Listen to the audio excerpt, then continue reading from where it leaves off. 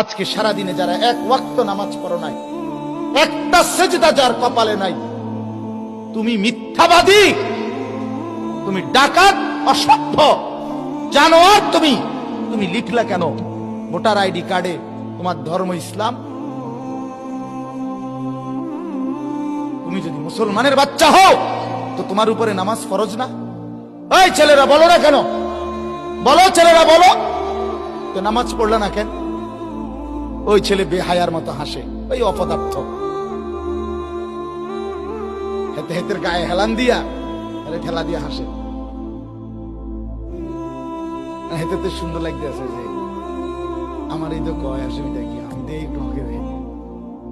তুমি কি মনে করছো আমি ছেড়ে দেবো বেটা? সিদ্ধান্ত নিয়েই বইছি, নিয়ত করে বসি এখন, জেনে কইছি একবারে সই, আর যাতে না আয়ুন লাগে।